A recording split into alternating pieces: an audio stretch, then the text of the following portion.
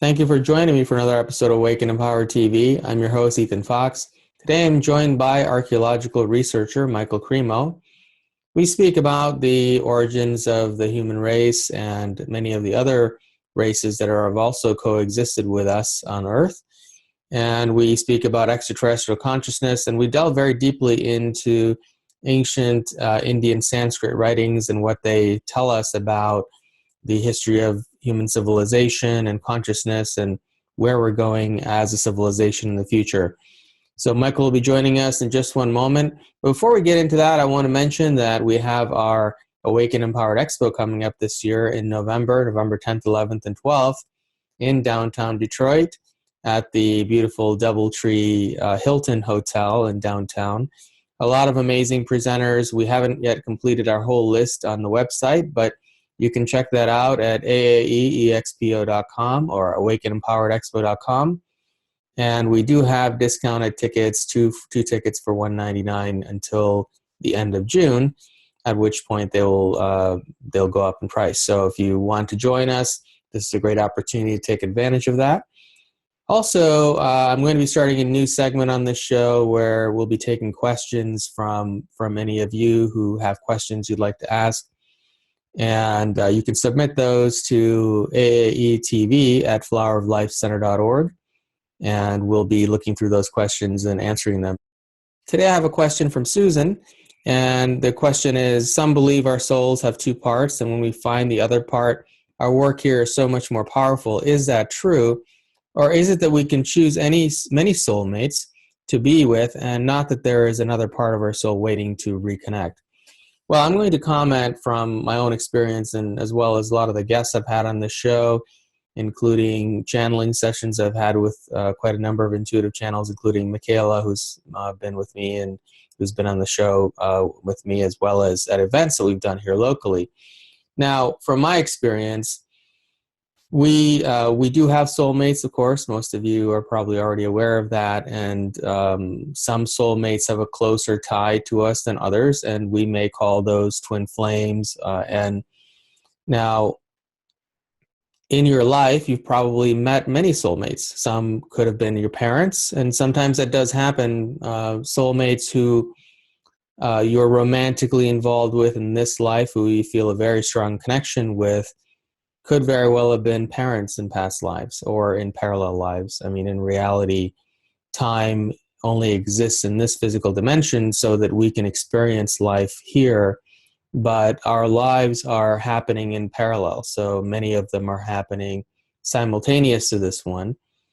So in that sense, you could right now be having a parallel incarnation in another time, or even on this Earth timeline, with the same soul, but in another kind of relationship. Sisters, brothers, family members, best friends, that's quite common.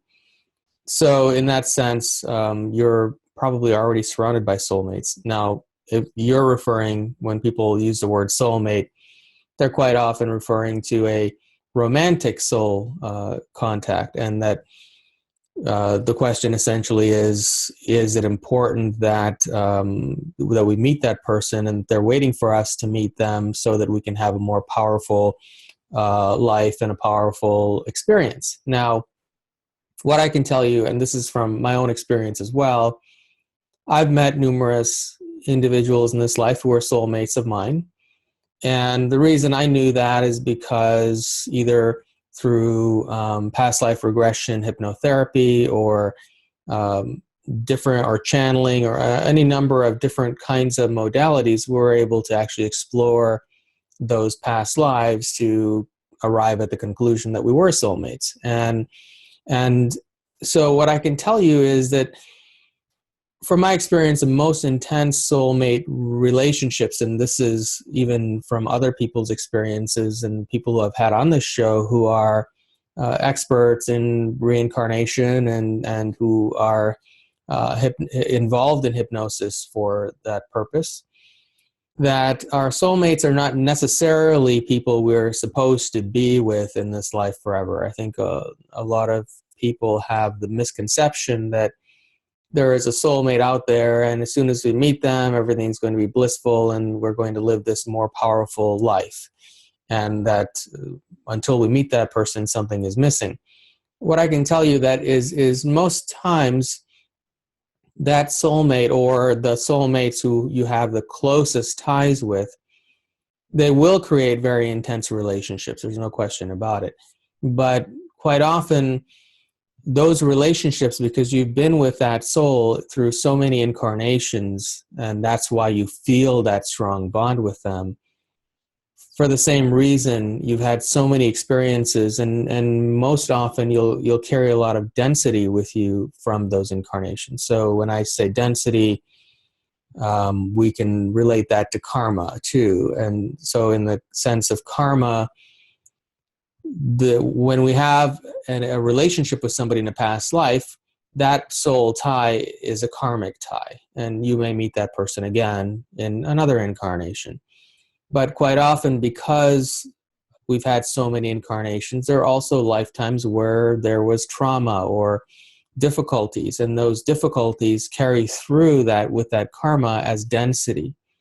That density accompanies the meeting that person again. And this is why I find a lot of soulmates really struggle to be together. And quite often there's one person in that relationship who is very much afraid of being in that relationship. So you have one person who's present and wants to be there, and the other one who is very much afraid and quite often runs from the relationship. And that's because of that density that exists. Now, does that mean you can't be with that person and have a good relationship? Not necessarily, but it may be necessary if you do experience that kind of difficulty, that you have to find a way to work through that density through any number of modalities. It could be as simple as using hypnosis to go back and address those issues, or various other practices can also do that. But what I do find, though, is those most intense soul relationships do transform you. So that soul does come back into your life to teach you something about yourself, or essentially give you a piece of yourself that you didn't know was there, or reactivate that. And many times that reactivation can be a very difficult and sometimes very painful experience that you're going through. And then once that soul's job is done in doing that, they quite often will leave your life. And so soulmates are not necessarily here to be with you, or at least the closest soulmates are not here to be with you in another romantic relationship for the rest of your life. Sometimes, and most of the time, they do enter your life in order to awaken something in you that they were supposed to do, so that you can live a more full life yourself. And that I do find happens. But if you don't meet someone who you feel that intensely connected to, then it probably was just not part of your karmic path this time. And it's not, and it's just because it's not important for you. So I wouldn't rely on or be anticipating that you need this experience to happen in order for you to fully become realized in your full potential, because in your case, it's not necessary. And see, our lives, to a great degree, we chose certain paths and who we were going to meet along the way to get us going in the direction we need to go. So if such a relationship was necessary for you to step into the fullness and your most powerful self, then that would have been arranged, and that person will come along, whether they just come along for a brief while or they're with you for the rest of your life. You will have those opportunities. The power is really within you, and sometimes we make those arrangements for other people to awaken those things, but it can happen just as well through other means, other kinds of spiritual awakenings or practices. So it's not necessary that you wait for that. And quite often I jokingly tell people that meeting your soulmate may be the last thing you want to do, because quite often you'll find that those are the most difficult relationships, the ones that are the closest soul ties, because you have so much history together. So that's the answer to the question. I hope that helps you to understand the situation a little bit better, and I hope that was helpful. So now I'm going to bring on Michael. I want to tell you, though, there was a little bit of problem with the audio in this interview, so we did have some static through part of it, so I apologize for that. But for the most part, it was pretty clear, and we talk about some really fascinating topics. It was an opportunity for me to get more in depth into some of the ancient Sanskrit writings, which you don't often find people who have so much expertise in that as Michael Cremo does. So we had a chance to really delve deeply into some of those things. So enjoy the show, and here's Michael Cremo. Hello, Michael. Welcome to Awaken Empowered TV. It's a pleasure to have you with me today, and I'm looking forward to getting to know you over the next couple of hours, the work you've done in so many different interesting fields of work. Now, I think you're out in LA, right? Yes, I am, Ethan, and it's really good to be with you and all your viewers. Well, let's start with a little bit of background about you, any interesting life experiences you've had along the way, and I know you've been in this field of forbidden archaeology for quite a long time, so if you can give us some background and how you got started in this, and any fascinating, life-changing experiences that guided you along the way to where you are now. Well, I grew up in a military family. My father was an intelligence officer in the United States Air Force.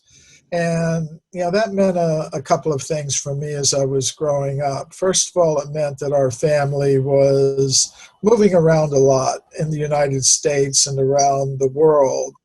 And in the course of all that, I got exposed to a lot of different worldviews and cultures. I could see there is more than one way to look at things. And one of the worldviews and cultures that I got exposed to during my formative years was the spiritual culture of ancient India. And eventually I became the disciple of a guru from India, His Divine Grace, A.C. Bhaktivedanta Swami Prabhupada. And as part of my relationship with him, I began studying the ancient Sanskrit writings of India.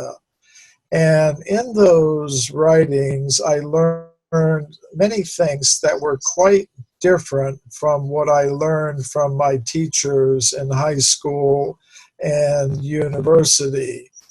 For example, I learned that according to these ancient writings, humans like us have existed for millions and millions of years on Earth, going all the way back to the very beginnings of the history of life on this planet.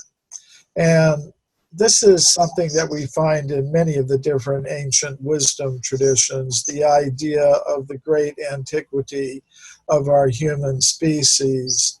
So I wondered about that. How was I to regard these accounts that I found in these ancient writings? Should I take them as just mythology, or was there perhaps some factual basis underlying those statements? And that's what got me looking into the history of archaeology, because archaeology is the science that deals with human origins and antiquity. So when I looked in the current textbooks of archaeology, I didn't see any evidence for extreme human antiquity. The current dominant scientific idea is that humans like us appeared on Earth less than 200,000 years ago, having evolved from more primitive ape-like human ancestors. So in the textbooks, I saw only the discoveries that conform to that idea. But I decided to look beyond the textbooks. And again, this may be the result of my upbringing. As I said, my father was an intelligence officer. So I grew up among people in the intelligence services, the diplomatic services, the military. And I learned quite early in life that there is such a thing as hidden knowledge, there are things going on in the world that many people simply are not aware of. So I decided, okay, let me look beyond what's in today's textbooks. Let me look into the original scientific reports of archaeologists, geologists, paleontologists, and other scientists who dig into the earth, and let me see what they are reporting there. So when I did that, when I started looking into these original scientific reports from the time of Darwin all the way up to the present, I was surprised to find many of them reporting, discovering human bones, human footprints, human artifacts, going much further back in time than 200,000 years ago. And I studied not only the reports in English, I have a reading knowledge of German, French, Italian, Spanish, and so on. So I looked at reports in many different languages, and I was really astonished to find how many reports there were documenting this evidence for extreme human antiquity. Human bones, human artifacts, human footprints, in some cases going back many millions of years. So that led me to ask a question: why, if this evidence is there in the original scientific reports, why don't we find it included in today's textbooks?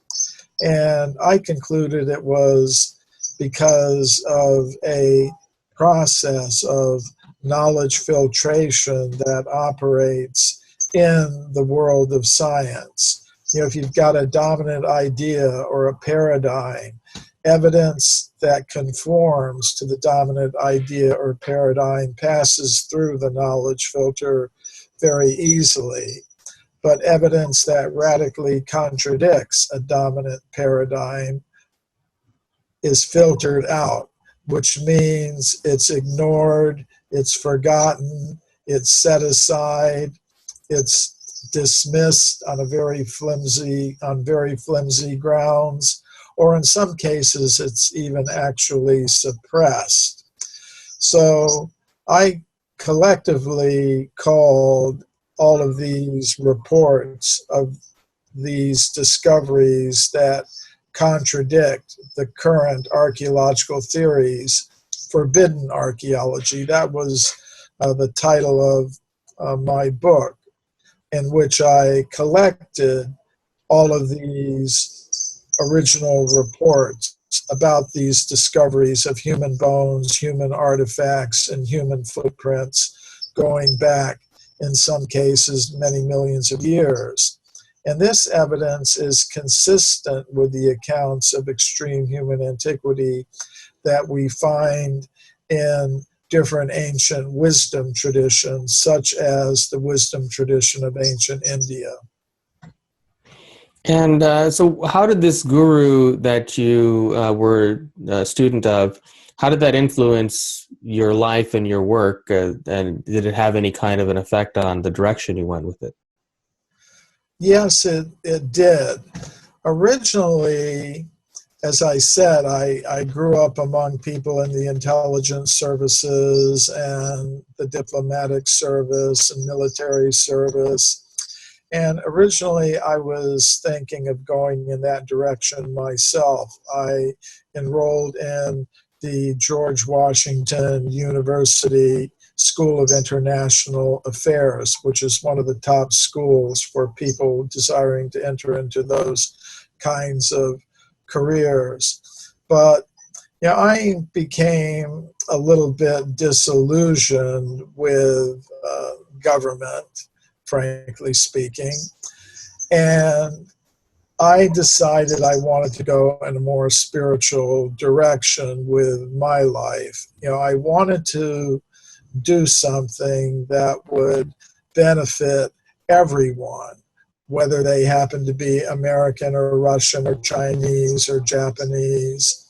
And I think it's only really possible on a spiritual platform to recognize that I am a being of pure consciousness, you're a being of pure consciousness, we're all beings of pure consciousness, and on that level, we are all together. We're part of the same spiritual family, and there's no sense in dividing ourselves up on the basis of superficial designations of race or nationality or even religion. So tell me about, now you've done a lot of work into the origins of human civilization and how far back it goes. What's the earliest evidence that you've seen, whether it's in Sanskrit writings or in actual fossilized remains of the human race? When do you think it originated based on what you've found? Well, it's a very interesting question, because according to the cosmological writings of ancient India, there have been many creations of many universes. There isn't just one creation, one origin of the universe or our planet or the human species. According to these ancient Sanskrit writings of India, time is cyclical. There are vast cycles of creation and destruction. So the basic unit of this cyclical time is called the kalpa, or the day of Brahma. And the day of Brahma lasts 4,320,000,000 years. It's followed by a night of Brahma, which also lasts 4,320,000,000 years. And then there's another day of Brahma, another night of Brahma. And during the days of Brahma, life, including human life, is manifest in the universe. And during the nights of Brahma, life, including human life, is dormant. It's in a sleeping condition. So there have been many creations of the human species, but if we're talking about the most recent creation event, which would have taken place at the beginning of the current kalpa, or day of Brahma, that would be about 2 billion solar years ago. So, as what we might call a Vedic archaeologist, I would expect to find evidence for a human presence going back about 2 billion years. And, in terms of archaeological evidence, as you go further and further back in time, it becomes sparser and sparser, because over these vast periods of geological time, the geological and archaeological record gets destroyed, by erosion and catastrophes that take place on the earth. So we don't necessarily have a complete record in the layers of the rocks and sediments about what our actual human history is. But what little is there gives us some tantalizing hints. There are reports of human skeletons being found in formations 300 million years old, human footprints in layers of sediments going back about 600 million years, human artifacts going back as far as 2 billion years. And now, how does the day and night of Brahma relate to the Yuga cycles? Is the Yuga cycle just a subdivision of that? Yes, the Yugas are a smaller subdivision. Ancient people were aware of these time cycles. I mean, we're aware of time cycles. We're aware of the cycle of day and night. We're aware of the cycle of the seasons, spring, summer, fall, winter. But ancient people were aware of even larger cycles of time. And one of the cycles are yugas.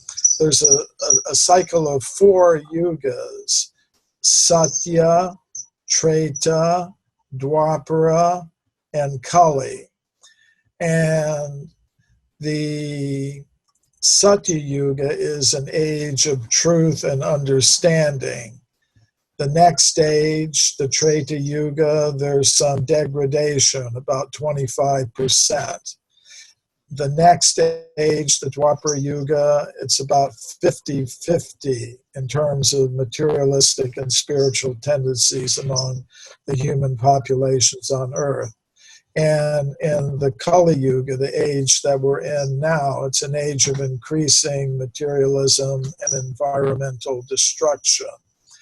So this cycle repeats again and again and again, and there are 1,000 such cycles of the 4 yugas in a kalpa, or day of Brahma. And now I've heard a lot of different interpretations of the Yuga cycle. Some people believing we're still in the Kali, and others believing we're moving out of the Kali Yuga. And so how does that relate to some of the other ancient prophecies, such as the Mayan calendar and even in the biblical texts that indicate that we supposedly are moving into an age of enlightenment and higher consciousness? Is there a connection at all? There could be. Just because winter is coming doesn't mean you have to freeze to death.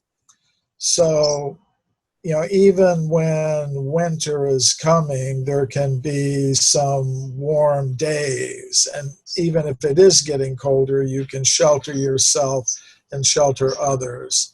So I'm among those who accept that according to the Vedic cosmological calendar, we are indeed in the beginning of the Kali Yuga, which is prophesied to be an age of increasing social and environmental disturbance.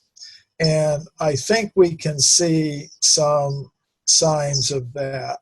But there is a prediction in the ancient Sanskrit writings of India that within the Kali Yuga, there is the possibility for a golden age, which will last for about 10,000 years. And we're now in the very beginning of that mini golden age within the Kali Yuga, according to the understandings that I've gotten from the spiritual teachers that are meaningful to me. So yes, there is an opportunity, even though the trend is downward in this age of Kali in terms of human values and spirituality. There is an opportunity for people to become aware and empowered with spiritual knowledge and make progress towards the actual goal of human life.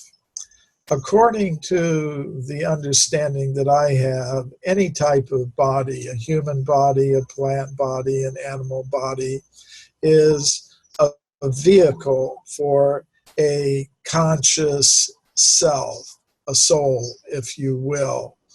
And I don't think consciousness is produced by chemicals in the brain. Many scientists today are convinced of that consciousness is produced by matter. But I accept that consciousness has its own independent existence apart from matter. Consciousness is not produced by matter, but it can become associated with matter. And that's the condition in which we find ourselves now. The conscious self is embodied in a body made of the material elements which serves as a vehicle for that conscious self. But the conscious self has a choice. It can use that human vehicle for one of two purposes. One purpose is to become more and more deeply entangled in trying to dominate, control, and exploit the resources of matter in competing groups. Or the conscious self can try to understand, I am a being of pure consciousness, you're a being of pure consciousness, we're all beings of pure consciousness. We should try to satisfy our material needs in the most simple, natural, efficient, and fair way possible, while putting most of our human energy into developing the resource of consciousness. Now, unfortunately, our whole worldwide human civilization is organized on a different basis. It's set up with all kinds of political, cultural, scientific, financial, and economic institutions dedicated to keeping people 100% absorbed in material production and consumption, organized in competing groups. And that leads to, I believe, to violence on all levels of human society and environmental destruction.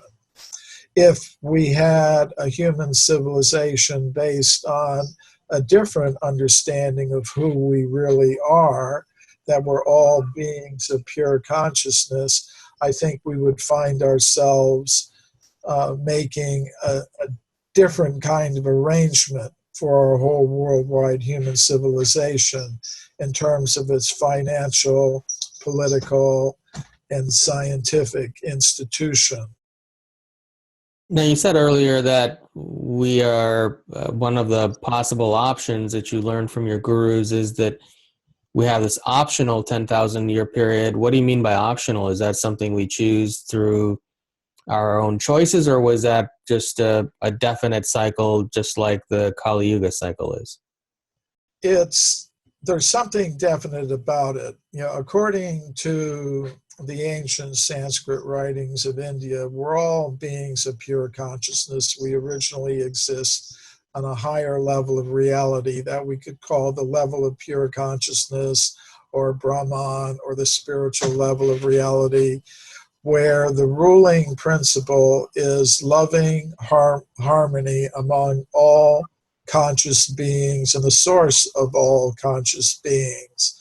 The reason we don't find ourselves there now is because a conscious self can choose to become egotistical.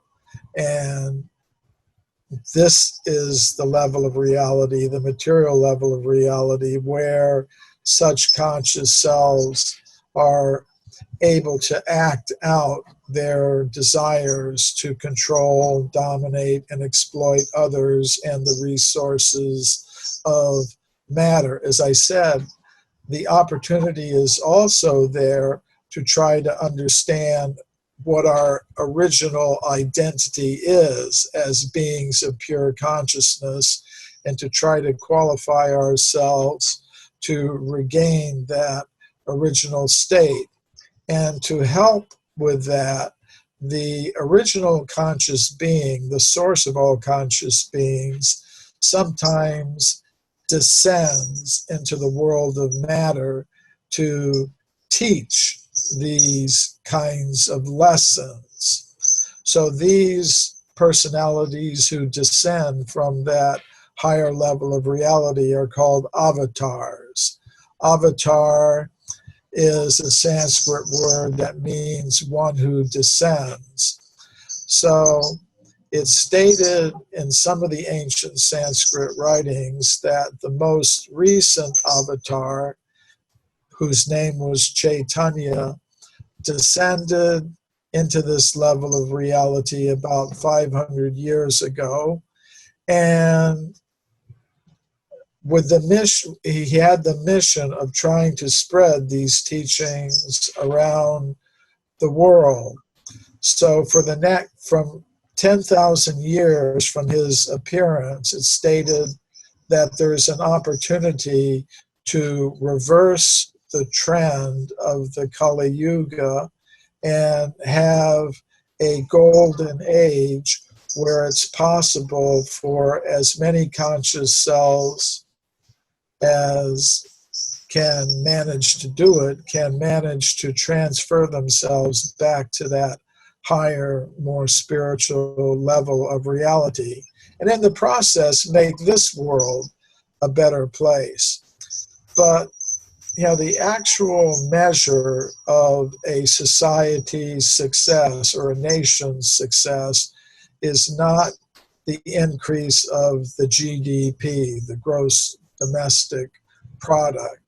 The actual measure of the success of a society is how many of the conscious selves who are part of that society are able to realize their original nature as beings of pure consciousness and transfer themselves out of the cycle of birth and death on the material level of reality to that timeless, eternal, spiritual level of reality.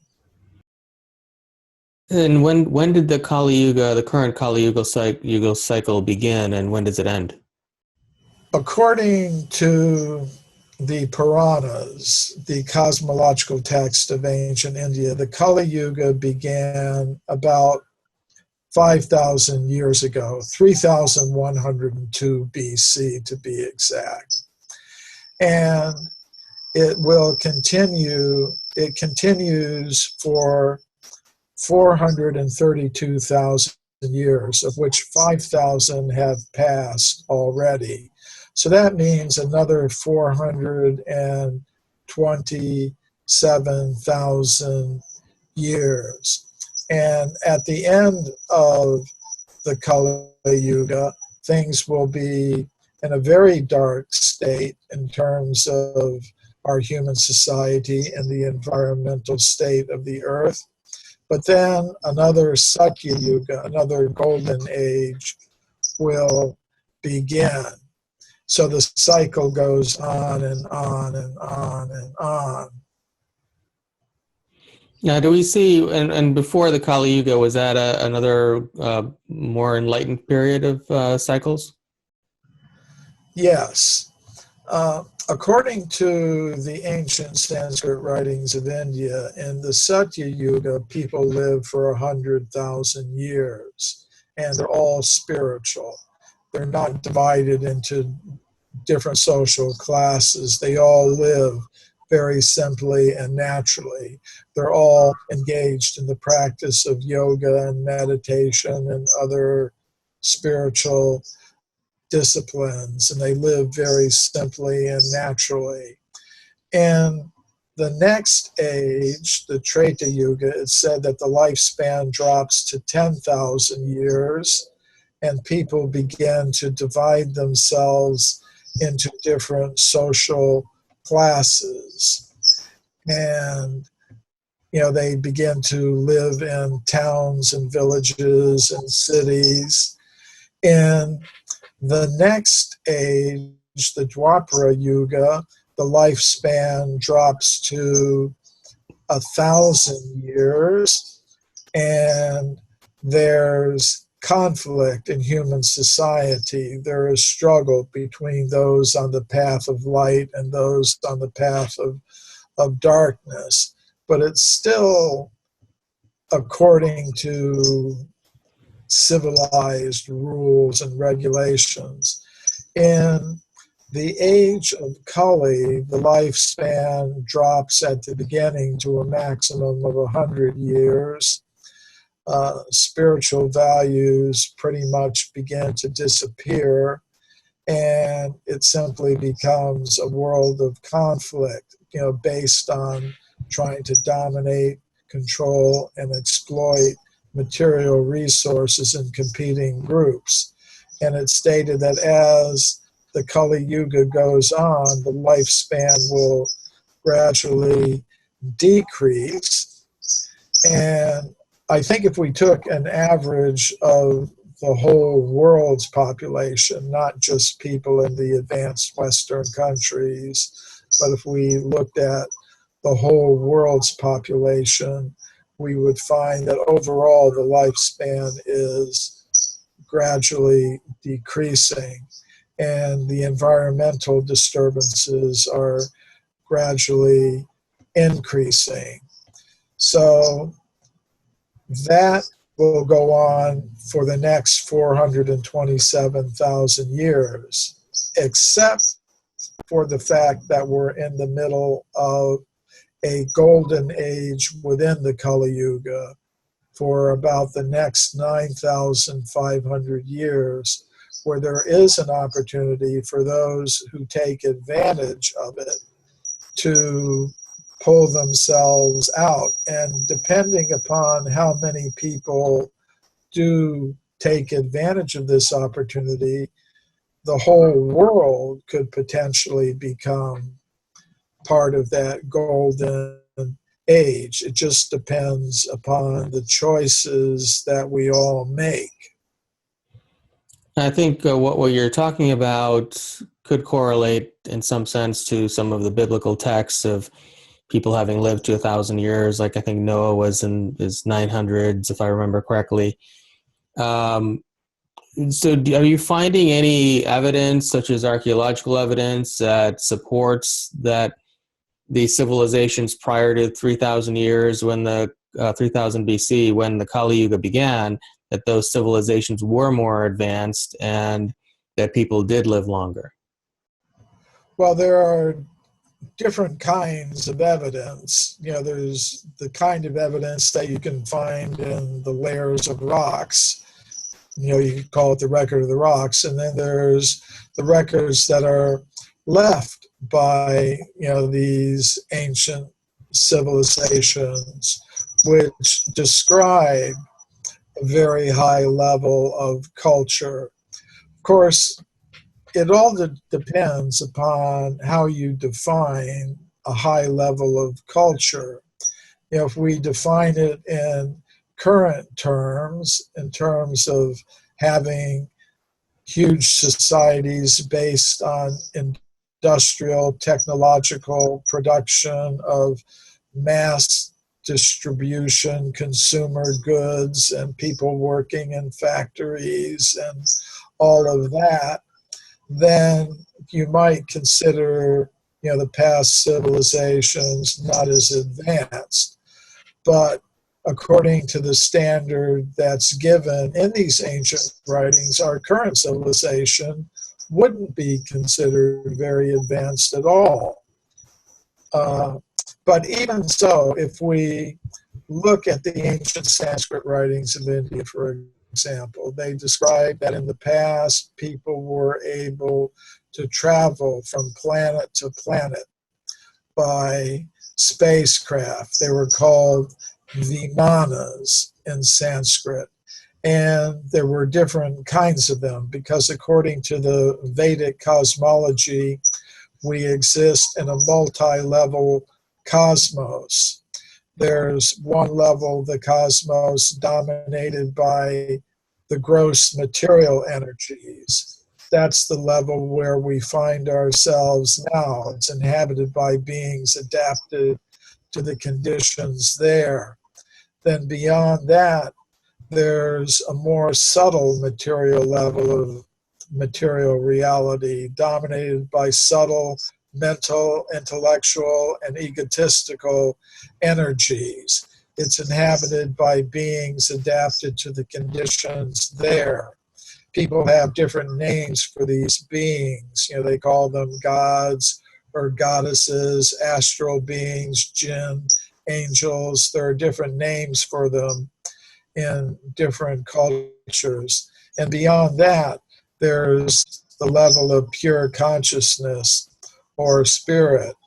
And according to these ancient Sanskrit writings, there are Vimanas that are used by the beings on all these different levels of reality.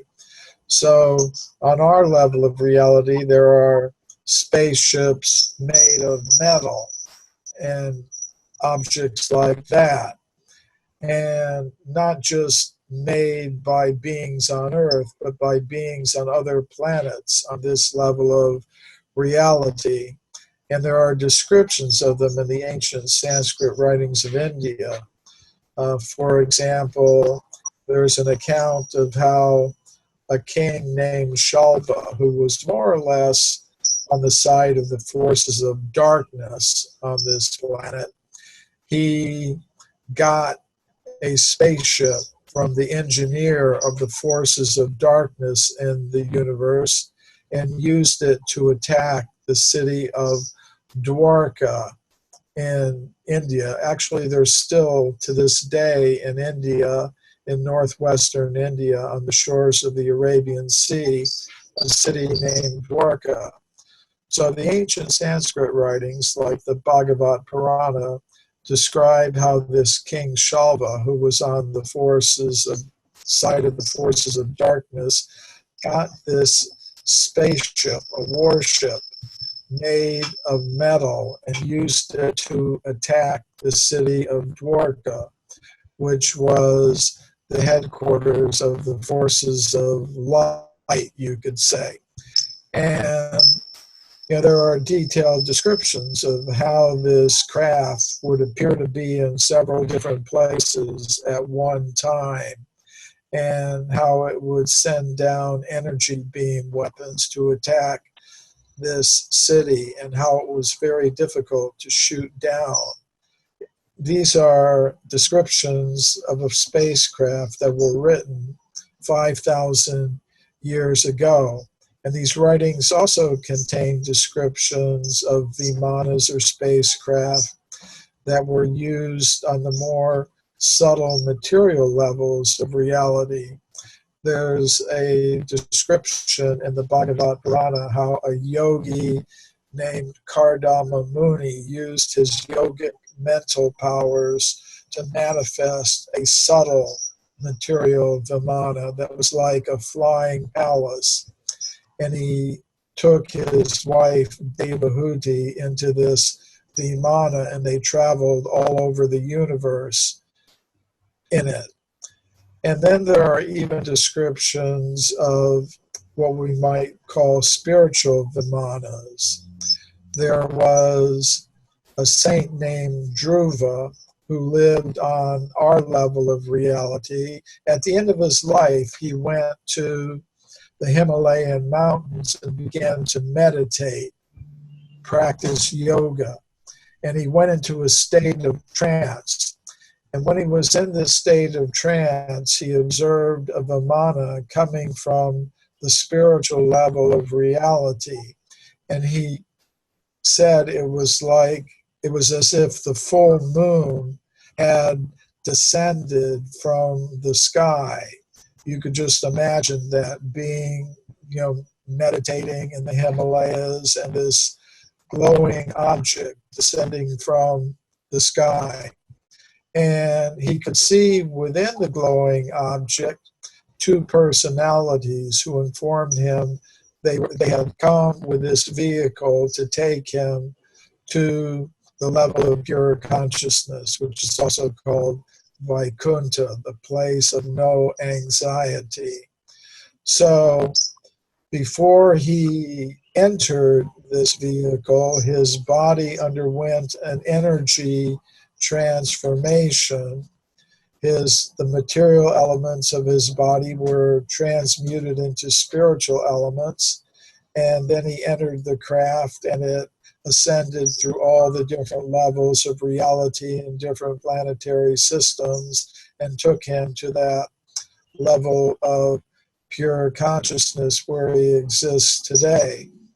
So there we find descriptions of all of these different kinds of Vimanas in these ancient Sanskrit writings. And we also find descriptions of very nice cities that existed millions of years ago in different yugas.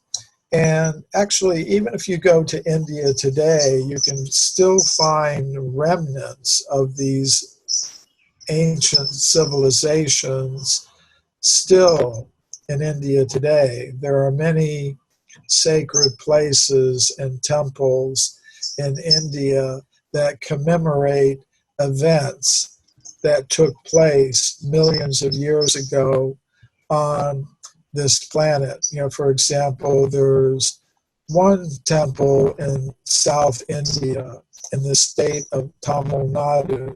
It's called the Sri Rangam Temple. It's the largest Vishnu temple in India. There's a central temple complex, and it's surrounded by 7 different walls. And in that central temple complex, there's a sacred image that has been worshipped on this planet for millions of years, according to the temple histories. It's a reclining form of Vishnu. Vishnu is the creator god in the ancient Sanskrit writings of India, who lies on a serpent bed on the causal ocean and dreams the universes. So you could say, in one sense, we're all in a dream of Mahavishnu. The Vishnu lies on the causal ocean on a serpent bed, and from whose form emanate millions and millions of universes. So there's an image of this god Vishnu in black stone that is worshipped in this temple. And according to the temple history, the image comes not from this planet, but from a higher planet in the universe called Brahma. And it came down to earth to the city of Ayodhya in northern India at the beginning of the current Manvantar. A Manvantar is a time cycle that lasts for about 300 million years. And the current Manvantar, the one that we're in now, began about 120 million years ago. So according to the temple histories, this sacred image came down from Brahmaloka to the town of Ayodhya on this planet about 120 million years ago. And the image was worshipped in Ayodhya by a king named Ikshvaku, who was the first king in the solar dynasty on Earth. This is something that you find in many different ancient wisdom traditions, the idea of solar and lunar dynasties that have some connection with the Earth. So this sacred image, which was called Ranganath, was worshipped in Ayodhya by the kings of the solar dynasty for millions of years until a few million years ago it was transferred to South India, where it remains today. When it was originally transferred there was a king who built a temple for it. But over vast periods of time, it said that that temple was lost. It was covered by sand and jungles. And then about 10,000 years ago, there was another king from that same dynasty who was wandering through that jungle, and he fell asleep. And in his sleep, there appeared to him in a dream a being who told him where this sacred image was lying buried. So on the basis of the information from that dream, he excavated this sacred image and built a new temple, which is now the one that's standing there today. So you can find places like that all over India, sacred places that commemorate events that took place millions and millions of years ago. Now, some people might say, well, that's all just mythological because human beings didn't exist on this planet millions of years ago. According to science, the first humans like us appeared less than 200,000 years ago, and before that, there were no human beings like us. There were only more primitive ape-like human ancestors. Now, it's interesting that the ancient Sanskrit writings do speak of ape men. The Ramayana, for example, the Sanskrit epic that deals with the pastimes of the avatar Rama, explains that he had an army of monkey soldiers who had human-like intelligence, ape-like bodies, and a simple level of culture. So the idea of ape men, missing links or whatever, is not something that was invented by European scientists like Darwin in the 19th century. Thousands of years ago, the authors of the ancient Sanskrit writings of India were speaking of such beings. They were called Vanaras, or forest dwellers, but alongside them, humans like us were also existing millions of years ago. And in my research, as documented in my book, Forbidden Archaeology, I've shown that there have been archaeological discoveries that are consistent with that. For example, the California gold mine discoveries. In the 19th century, gold was discovered in California. Miners came there to get it. To get the gold, they were digging tunnels into the sides of mountains, like Table Mountain in the Sierra Nevada mountains near the town of Sonora. And deep inside these tunnels, the miners were finding human bones and human artifacts. And what makes these discoveries so interesting to me is they were found in layers of solid rock that belong to the early part of the geological period called the Eocene, which means these objects would be about 50 million years old. Now, these discoveries were made at many places in the California gold mining region, and they came to the attention of Dr. J.D. Whitney, who was the chief government geologist of California. And he wrote a massive study about these discoveries. It was published by Harvard University in the year 1880. But we don't hear very much about these discoveries today because of the process of knowledge filtration. There was another scientist, a contemporary of Dr. Whitney, Dr. William Holmes, who was an anthropologist at the Smithsonian Institution in Washington, D.C. And he wrote, if Dr. Whitney had understood the theory of human evolution, he wouldn't have published that report. He wouldn't have come to those conclusions. In other words, if the facts did not support the dominant theory of human evolution, the facts should have simply been forgotten. They shouldn't have been published. So basically, that's what happened, that these facts were forgotten. But some of the artifacts from the California gold mines are still in the collection of the Museum of Anthropology at the University of California at Berkeley. And I've gotten permission from the directors of the museum to study and photograph them, and I've done that. So they are still there. They're not kept in the museum itself. They're kept in a storage building some distance from the museum. They're not normally shown to the public, but they are there.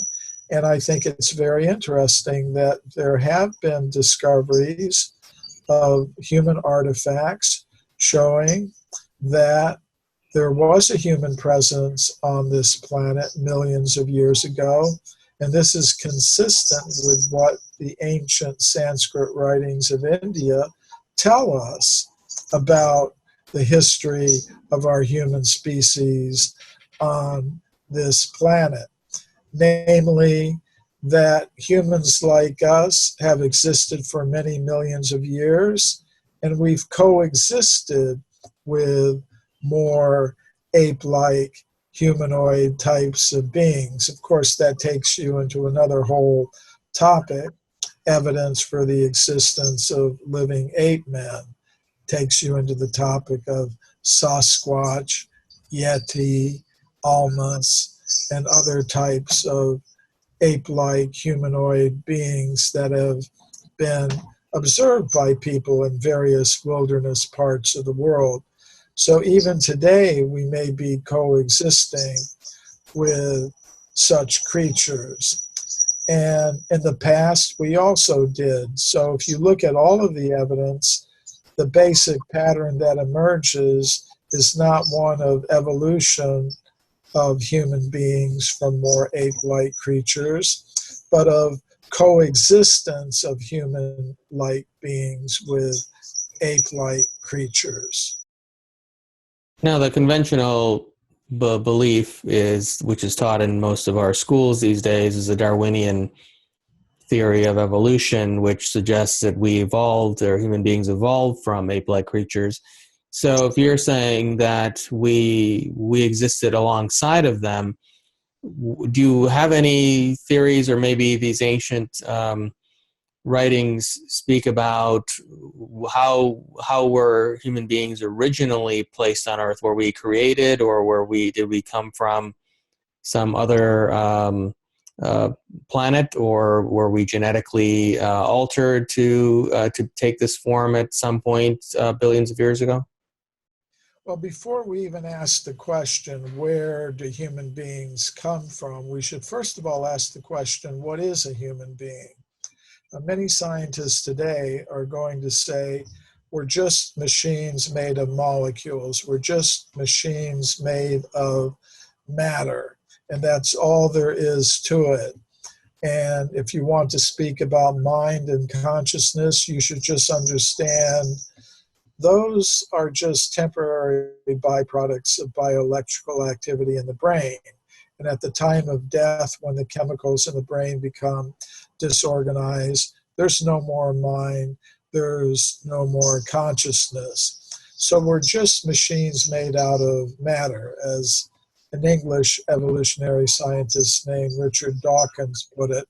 We are survival machines, robot vehicles blindly programmed to preserve the selfish molecules known as genes.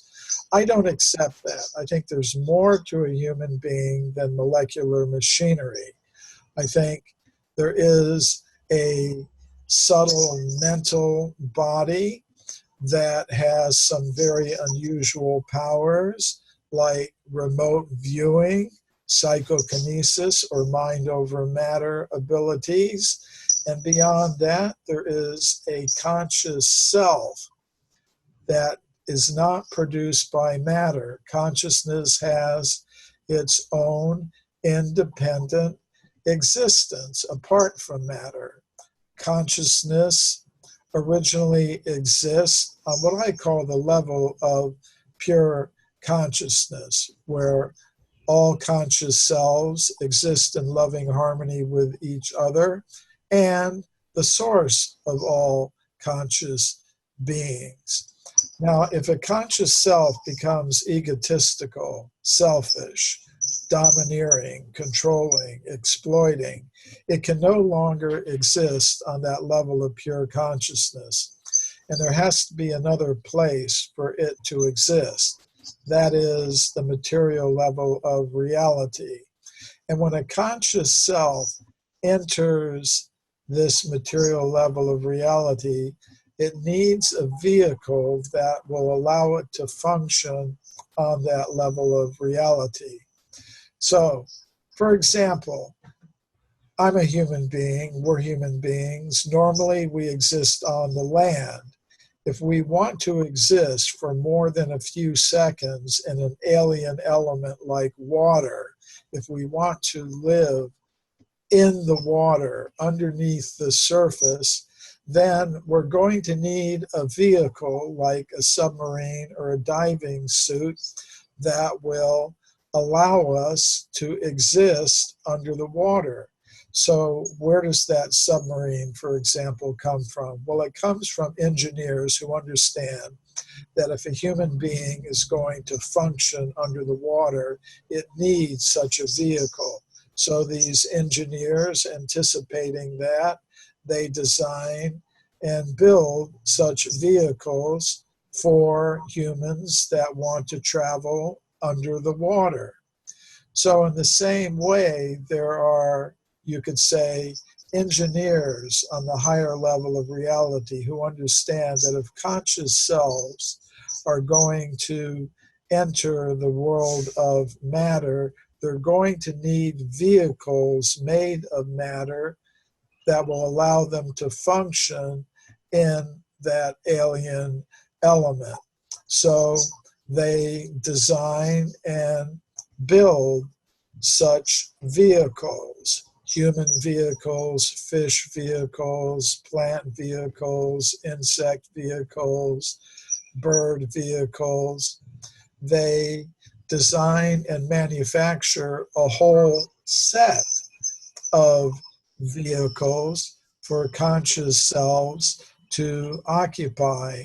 And why is there a range of vehicles? It's because there are different levels and degrees of consciousness and desire associated with consciousness. So the human vehicle is one of those vehicles. I believe that the human vehicle and the other vehicles have always been available for conscious selves that enter this level of reality. And then it just becomes a question how we're going to use the vehicle. Now, it may be possible for a conscious self to evolve from one vehicle to the other. It's not that the vehicles are evolving. The full range of vehicles already exist. But in one lifetime, a particular conscious self may be in the vehicle of an ape body. In its next lifetime, it may find itself in the vehicle of what we might call an ape man. And in its next life, it could find itself in a fully human vehicle. So there could be a kind of evolution by which a conscious self evolves in the cycle of transmigration or reincarnation from one type of bodily vehicle to another. But ultimately, the human vehicle is the most important one because in the human vehicle, we have a choice of either becoming more and more deeply entangled in the world of matter or understanding our nature as beings of pure consciousness and qualifying ourselves to re-enter that level of pure consciousness, which is our original home. And, you know, there are many ancient wisdom traditions that express this. It's there in the ancient Sanskrit writings of India. There were also some Christian sects called who were dedicated to what's called Gnostic wisdom, which had the same basic idea that we're sparks of the divine that have fallen into the world of matter and are meant to realize once more our higher identity as sparks of the divine. So that is the importance of the human vehicle, and I believe it's always been available for conscious selves on this level of reality. It isn't just an accident of material Darwinian evolutionary processes that the human body, the human vehicle exists. There are some scientists who say, well, if you played the tape of evolution again, it's very unlikely that anything like a human body would form again, because according to their understanding, it's a completely random process of genetic mutations that results in the different forms, bodily forms of living things. And it's very unlikely, they say, that the same random series of genetic mutations would take place again if you started the whole process again from the beginning. But I don't see it like that. I don't see it that our human form is an accident of a random process of evolution by natural selection. I see it as a vehicle that has always been made available to conscious selves who have come to this level of reality, to give them the chance to regain their original spiritual identity. Now, in a lot of the ancient artifacts that I've seen, there seems to have been, now I don't know if you've studied any of this, but have you ever taken a look at the work of Brian Forrester or even the Star Child skull, which seems to suggest that there were extraterrestrial races, or certainly another species of humanoid that had a larger skull than human beings today have? Have you studied any of that evidence, and do you find that have you found that it suggests another species, whether it's extraterrestrial or of Earth origin? Yes, I'm familiar with the work of Lloyd Pye and his research into the Star Child skull, and the work of Brian Forster and the elongated skulls that he studied. According to the ancient Sanskrit writings of India, especially the Padma Purana, there are 400,000 human-like species scattered throughout the entire cosmos.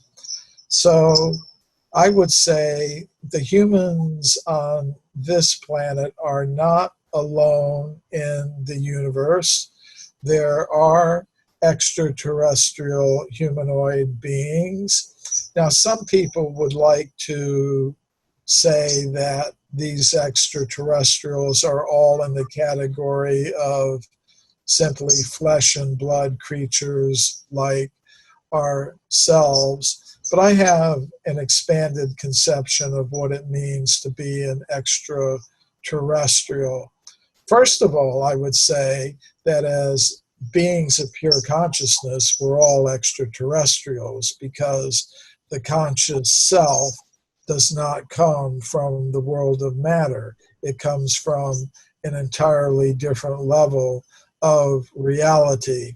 But among the conscious selves who have come to this level of reality, the material universe, there are many who have human-like forms, vehicles different from our own, as vehicles of their conscious selves.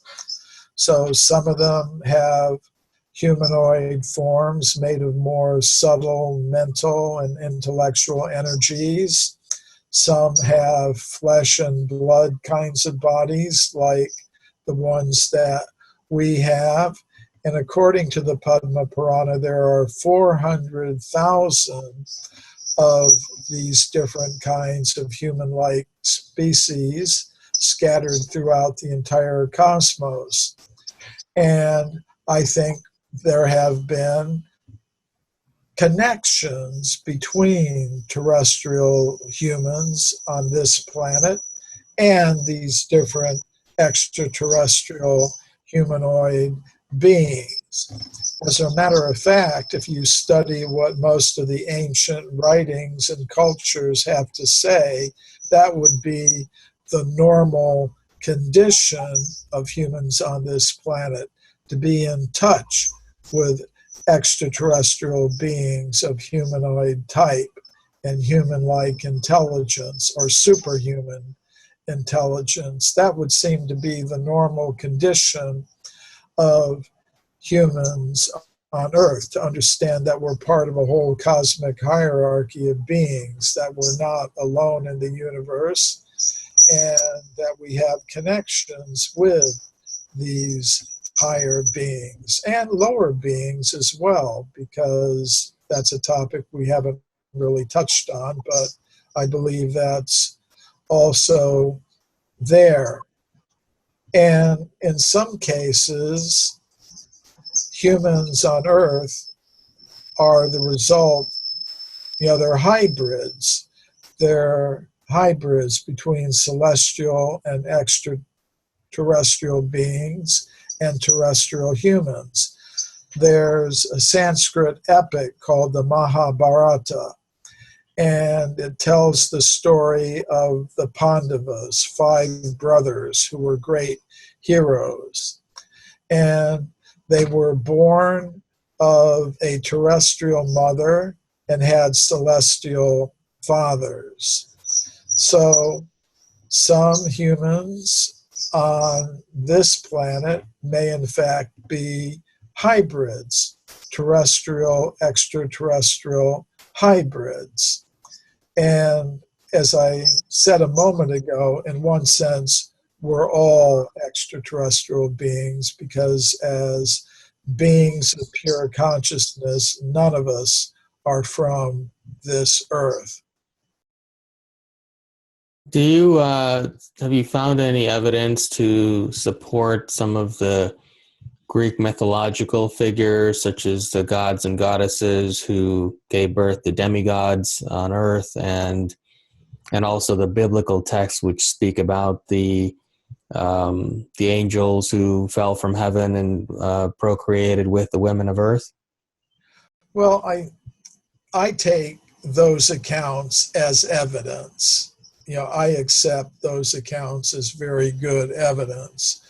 But if we're talking about, say, genetic research, I think Lloyd Pye was a researcher. The late Lloyd Pye was someone who was actually looking into that, because he had a specimen of a very unusual skull that he thought displayed a hybrid nature, terrestrial and extraterrestrial. And he was able to extract some DNA, I think it was mitochondrial DNA, from that skull, and he had it analyzed, and he was trying to determine if there was any extraterrestrial DNA that was part of the genome of that star child creature. I don't know what the end result of his research was. I don't know if he was able to complete it, but that would be the only case that I'm aware of. There may be other cases of such research. I'm just not aware of them. Have you seen any evidence or physically seen anything, or even in the Sanskrit writings, do they speak about, like in the biblical text where they speak about the Nephilim, a giant human being that once existed on Earth? The ancient Sanskrit writings of India say that in previous yugas, most living things were bigger than they are today, including humans, plants, and animals. And in one sense, that's just part of even ordinary science. Paleontologists tell us that before 5,000 or 10,000 years ago, which according to the Sanskrit chronology would be the previous Yuga, living things were bigger. The wolves were bigger, the lions were bigger, the elephants were bigger. So that's even part of just ordinary science. I live in California, and the mountains of California, you've got the California redwood trees, some of which are thousands and thousands of years old, and they're the biggest living things on Earth. They're 300 or 400 feet high. They're actually the largest living things on Earth. And I look at them as holdovers from the previous yugas or ages when living things, including plants, were bigger than they are today. As far as physical evidence that there were large-sized humans existing in the past, there are many reports of such things, but they're difficult to verify, and unfortunately on the web today there are a lot of pictures circulating which are Photoshop manipulated hoaxes. So actually tracking down some of these large-sized human bones and footprints and things of that sort is a little difficult. There was, in the late 19th century, a French anthropologist named Lapouge who discovered in France at a place called Castelnau, which is near the town of Montpellier in south-central France. He found human bones of large size. Now, they weren't complete human skeletons, but he found, for example, a thigh bone, a femur of a human being. And anthropologists, by measuring the size of a thigh bone, can tell you how large the human being would have been that had a thigh bone like that. And the anthropologists concluded that a human being with a thigh bone the size of the one found at Castelnau in France would have been over 11 feet tall. So that, I believe, is one of the best documented scientific cases of evidence for large-sized humans. I'm convinced they existed. The Bible speaks about them. The Islamic writings speak about them. The ancient Sanskrit writings of India tell us that in previous yugas, people, plants, and animals were larger than they are today. And I think this Castelnau case is one of the best documented cases of scientific evidence for that. There may be other forms of evidence. I think a researcher in South Africa has found a very large human footprint. He found it in some very ancient granite deposits, millions of years old. So you do occasionally encounter physical evidence, but it is something that many ancient wisdom traditions speak about, and I think that also has to be taken very seriously. Now, talking about Sanskrit in particular, correct me if I'm wrong, but isn't Sanskrit sort of a multidimensional language, meaning that it may have many meanings depending on, if you're translating Sanskrit from an intellectual linear perspective, then we're receiving one bit of information, but isn't there a vibrational quality to it as well, and perhaps we're not fully able to translate at this time? Yes, you're absolutely right about that. It depends upon one's level of consciousness, how well one is able to appreciate the meanings that are encoded in Sanskrit. Actually, originally, the Vedic teachings exist as sound vibration emanating from a source beyond the world of matter, from the source of all conscious beings. He emanates sound. I say he, but it's actually a combination he and she, because according to the Vedic Vaishnava tradition, the original source of all conscious beings, has a dual nature, masculine and feminine. So, but from that original source of all conscious beings, sound is emanating.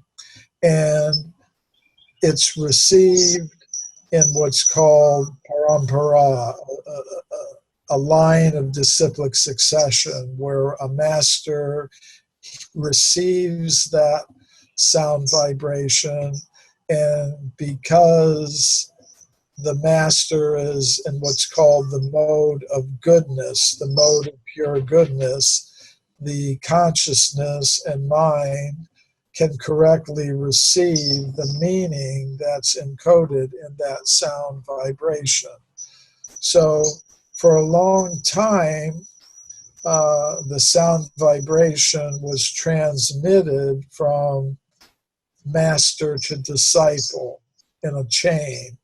At a certain point, it became necessary to set the sound into writing. But the writing is meant to be vibrated as sound. Actually, all the Sanskrit spiritual texts are composed of mantras. So man means mind and tra means to deliver. That means there's sound vibration that has the power to release the mind from its attachment to false things and experience the actual reality. But to prepare one's consciousness to properly receive the true import of the mantras of the sound vibration, one has to practice some spiritual disciplines in terms of one's diet, meditation, things like that. So it's not that just any ordinary person who happens to study Sanskrit at a university would be able to properly translate the meaning, the true meaning of a Sanskrit text, like the Bhagavad Gita, for example. The actual situation is one should be hearing it from someone in a proper chain of disciplic succession. And in order to be part of that chain oneself, one has to elevate one's consciousness to the proper level in order to properly understand the meaning. And understanding the meaning doesn't mean just intellectually appreciating as an idea.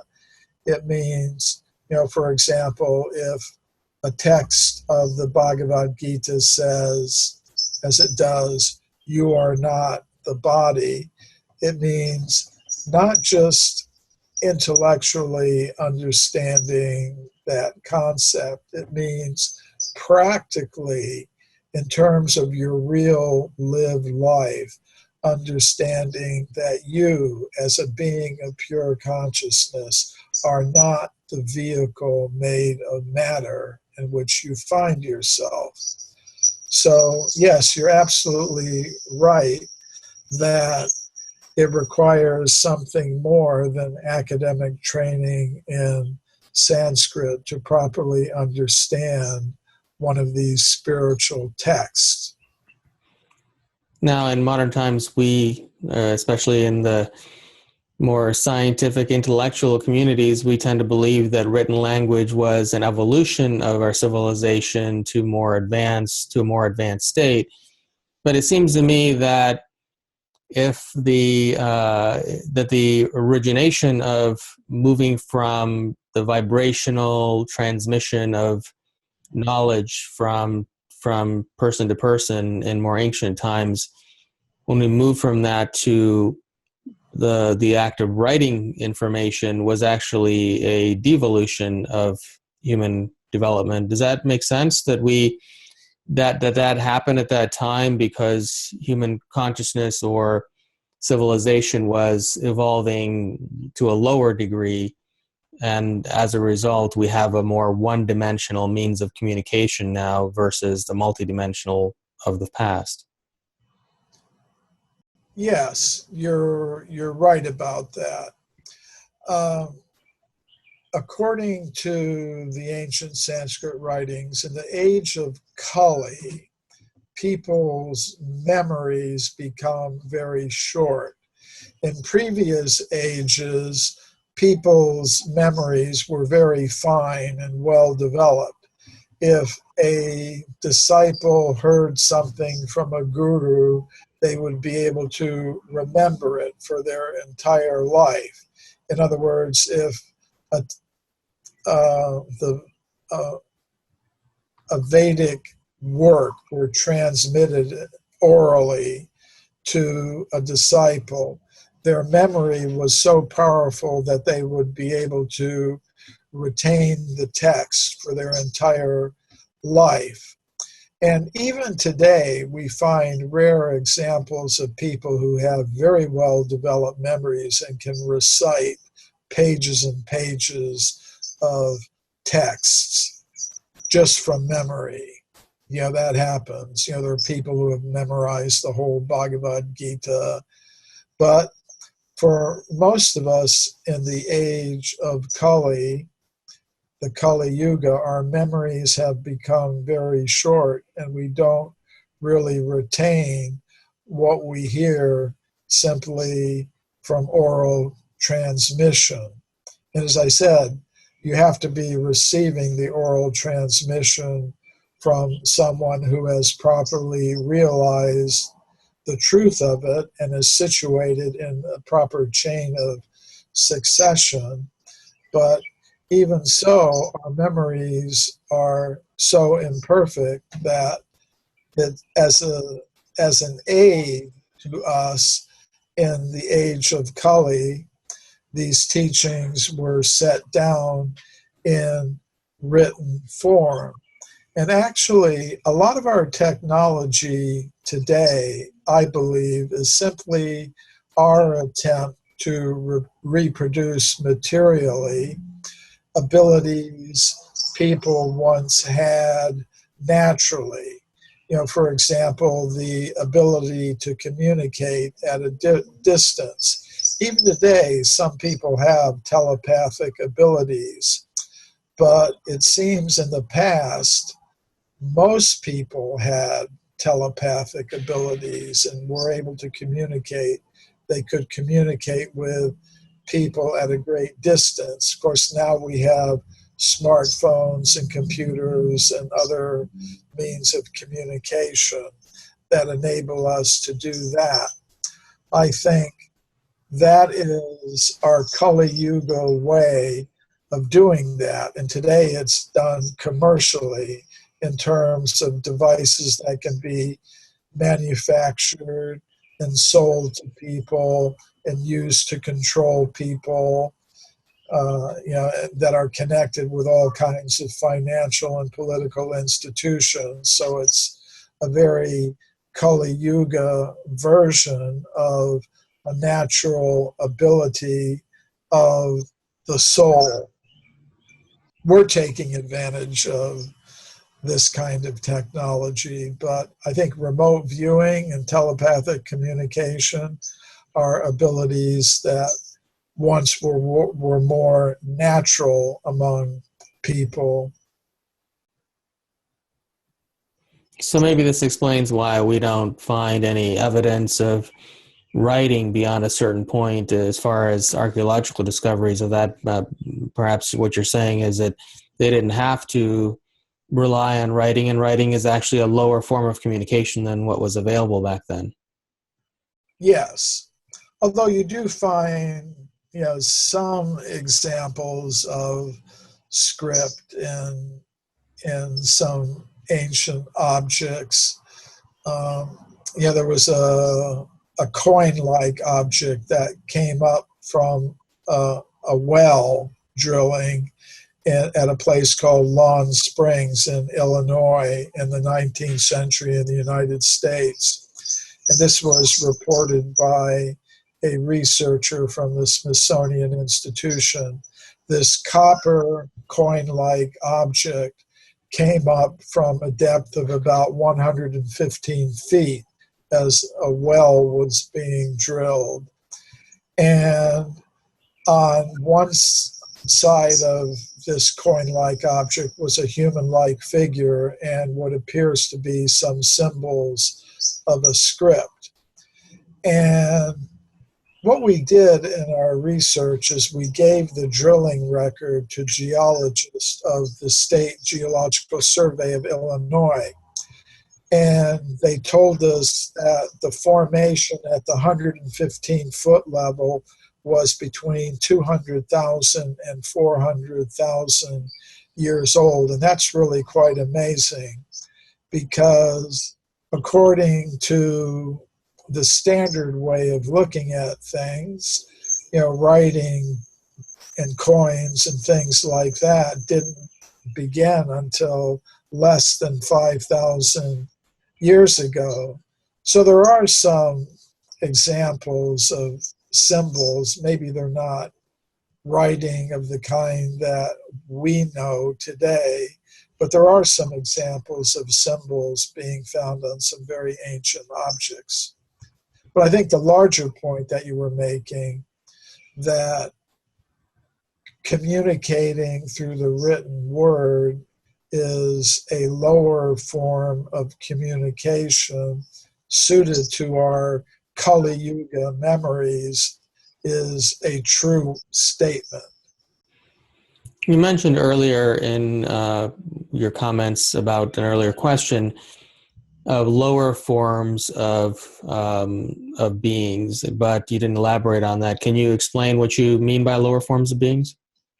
Well, according to the cosmology of ancient India, we live in a multi-level cosmos. And I mentioned there's the terrestrial level of reality. There's a subtle material domain made of subtle mental and intellectual energies. And then there's the level of pure consciousness. Below the terrestrial level, there's a subterranean level of reality. And many of the ancient wisdom traditions speak about this. And according to the ancient Sanskrit writings of India, that subterranean level of reality is inhabited by serpent-like beings called Nagas. And they're depicted in different sculptures and paintings as having a human-like upper part of their body and a serpent-like lower part of their body.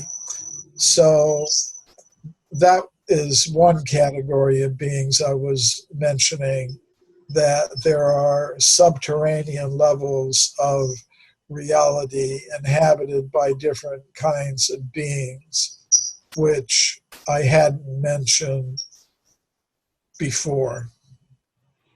So when you're saying subterranean, you're talking about within the earth? The cosmology is a little bit different than our current understanding of our situation. It's more like being a multi-level computer system where you have access to one level of the computer system, and then if you have a password, you can access another level of it, and another password, another level of it. It's laid out more in terms of consciousness than just balls of stuff floating in space. It's more like designing a computer game or something with different levels in it. But if you wanted to interpret it in terms of the Earth being just a globe of stuff floating in space, you could say within the surface of the earth, but it's really not depicted like that. It's depicted as a level of reality below the terrestrial level of reality. So you're referring essentially to a multidimensional universe, and so these are beings that exist in a lower vibrational level of Yeah. consciousness. And so in the Gnostic beliefs, they wrote a lot about this lower vibrational consciousness, and in a lot of modern um, depictions of that, they refer to reptilian consciousness. So I see the correlation there. So are you referring to a reptilian consciousness that's influenced the human civilization over millions of years? According to the ancient Sanskrit writings, there are interactions between these Nagas and humans on our level of reality. So, yeah, there have been interactions, and you find accounts of this in the ancient Sanskrit writings. For example, there's a description of a person who had to retrieve some golden earrings that had been taken by the Nagas. And to reach the Nagas, he went through a hole in the earth, but was taken down. As he went down that cavern, he encountered the realm of the Nagas. But it was like, as you say, breaking into another dimension rather than simply tunneling into the earth. In ancient beliefs, the Catholic religion can be traced back to a religion called Dagonism, where they pictorially depicted some sort of reptilian fish-like being. So is there any evidence or writings that suggest that these beings, or there were reptilian beings that physically incarnated on our dimensional reality, or were they all on a lower dimension? No, there are accounts. For example,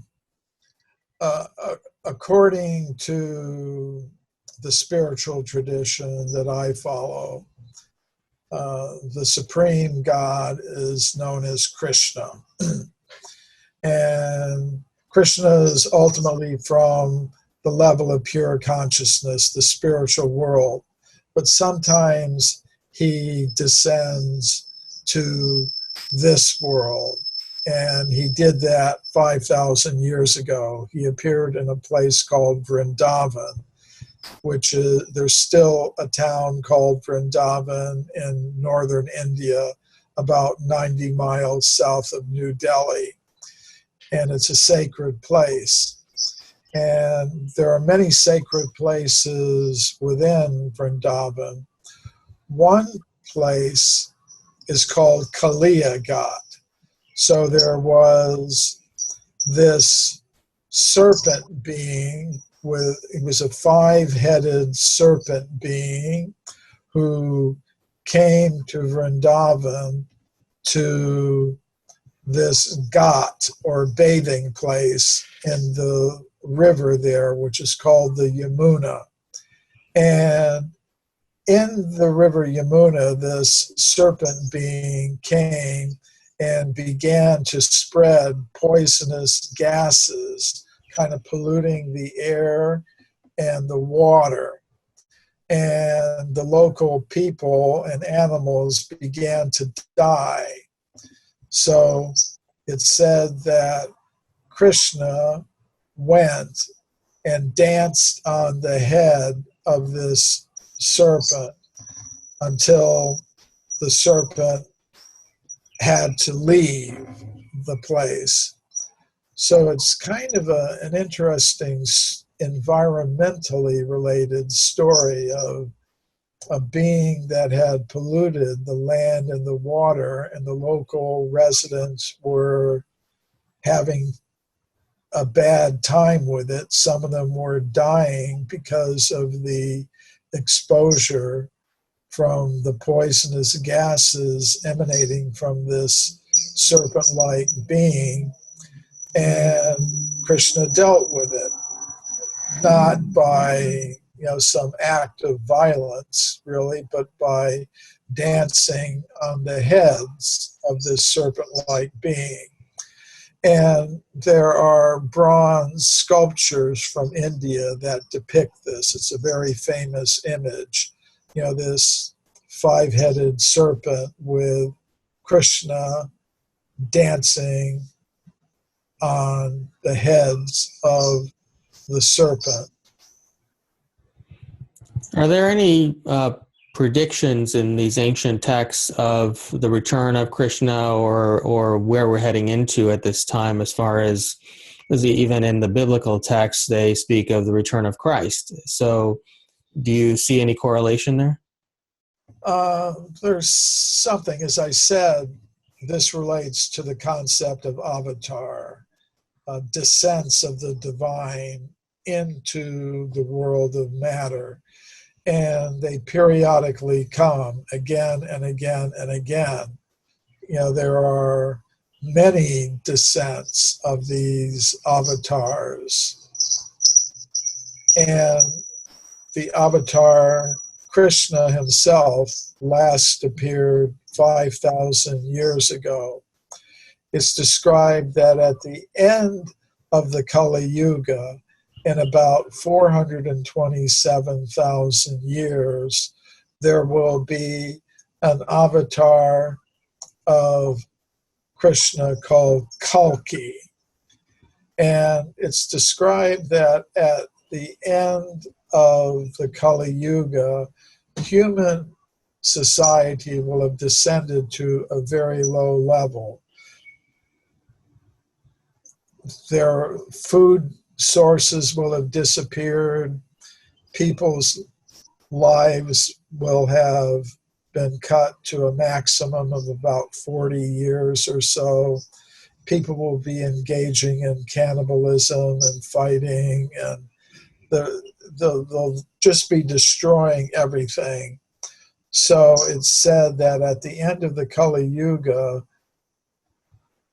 the avatar of Kalki will come and put an end to everything, and then a new golden age will start.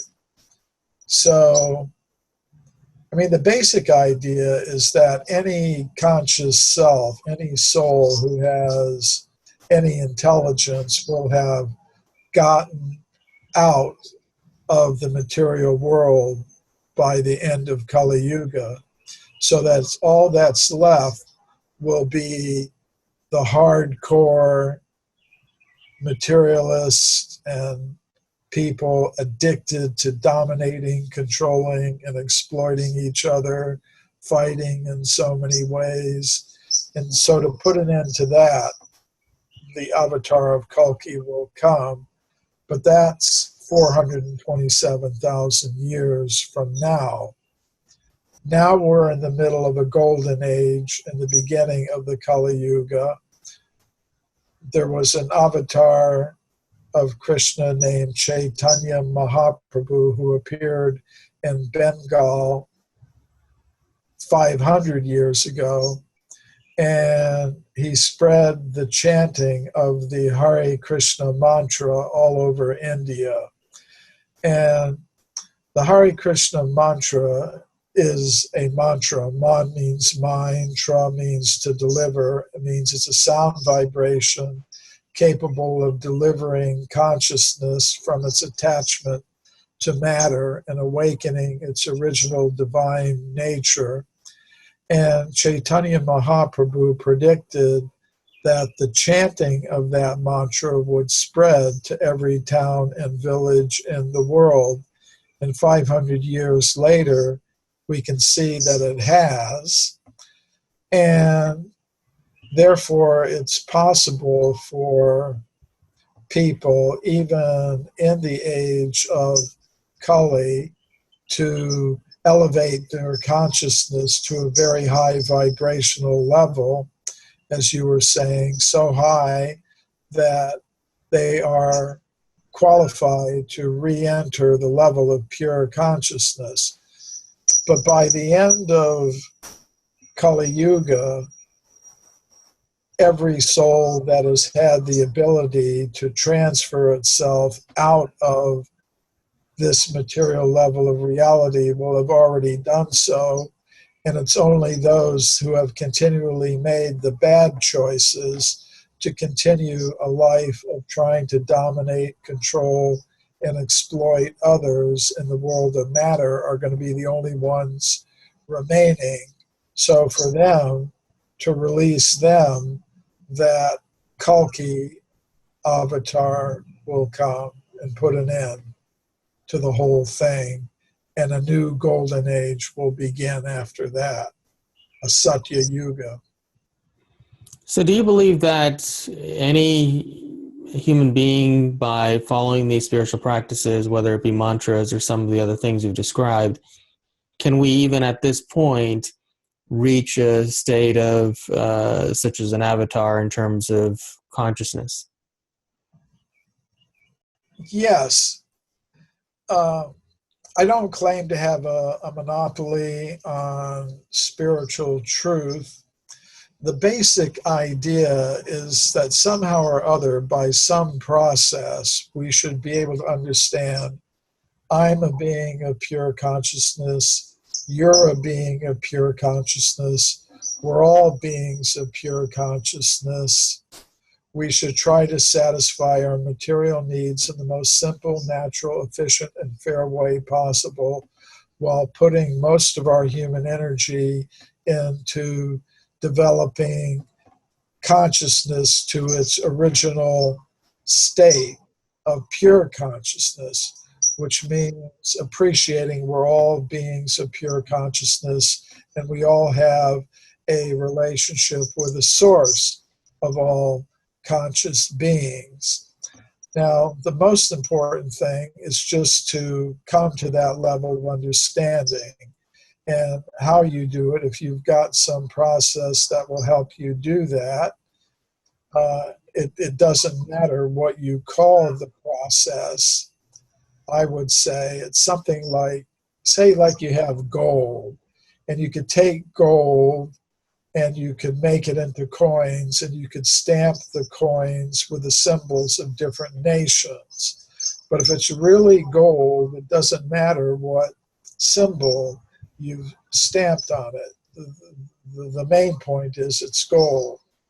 So somebody may have some process. It may be practicing bhakti yoga as I do, or it may be something from the Christian tradition or the Islamic tradition or the Buddhist tradition.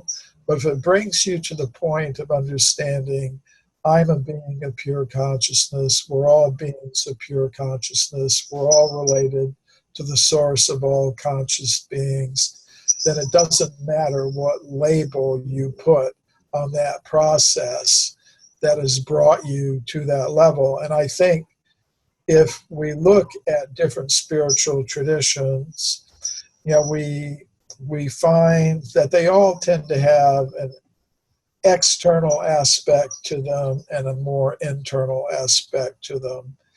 And if you just focus on the externals, it leads to division and conflict, even in the realm of religion. But if you concentrate on the more internal aspect of it, the processes of contemplation and meditation and yoga that are meant to develop that awareness of existing as a being of pure consciousness in a loving, harmonious relationship with all other beings of pure consciousness, then I think it doesn't matter, what you call it, Hinduism or Judaism or Islam or whatever, Christianity. If it brings you to that level of awareness and understanding, that's the main thing. I think exclusive claims to truth are one of the big problems in the world today. What are some of the more fascinating archaeological discoveries you've personally studied that you haven't already mentioned today? Well, there are many. One category of discovery is footprints. So in 1979, Mary Leakey announced the discovery of footprints at a place called Laetoli in the country of Tanzania in East Africa. And she said in her original report, which was published in National Geographic magazine, that these footprints were indistinguishable from anatomically modern human footprints. And they were found in layers of rock, solidified volcanic ash that were dated using the potassium argon method as being 3,700,000 years old. Now, she didn't believe that those footprints were made by human beings like us. She's a Darwinian evolutionist. And she proposed, well, there must have been some kind of ape man who existed 3,700,000 years ago who had feet exactly like modern human feet. Now, that's an interesting idea, but there's no scientific evidence to support that. We have the skeletons of the ape men who existed 3,700,000 years ago in Africa. They're called Australopithecus. And foot bones of Australopithecus have been discovered. And the foot of Australopithecus is not like that of a modern human being. It's like that of a chimpanzee with kind of long toes, kind of like human fingers. Actually, the only creature known to science today that has a foot exactly like that of a modern human being is a human being like me or you or any of the viewers. So what did Mary Leakey actually discover? I think she found proof that humans like us were existing 3,700,000 years ago. As I mentioned a little earlier, according to the mainstream scientific consensus, human beings like us only came into existence less than 200,000 years ago. Now, somebody might say, well, footprints are ambiguous. It would be better if you had human skeletons, say 4 million years old or so. And such things have been reported by scientists. In the late 19th century, the Italian geologist Giuseppe Ragazzoni reported finding human skeletons at a place called Castanedolo in northern Italy in layers of rock that modern geologists consider to be between 4 million and 5 million years old. So some scientists have a hard time accepting that. So they say, okay, here's what probably happened. Maybe 4,000 years ago, somebody died, and then his friends dug a grave and put the skeleton down into that layer of rock 4 million years old, and that's why you think you found a human skeleton 4 million years old. Now, things like that can happen. They do happen, but Dr. Ragazzoni, the discoverer, was a professional geologist, and he was very much aware of this problem, which is technically called intrusive burial. And he said, okay, if it had been a burial, then the layers of rock above the skeleton would have been disturbed. And he said, I looked very carefully when I was taking the skeleton out of the ground, and I could see that all the layers of rock above the skeleton were intact and undisturbed, which means that the skeleton really does belong in the layers of rock in which it was found. In this case, about 4 million years old. Now, if there were just one or two cases like this, maybe you could dismiss them. But what I showed in my book, Forbidden Archaeology, is that there are hundreds of cases like this presented in the original scientific literature.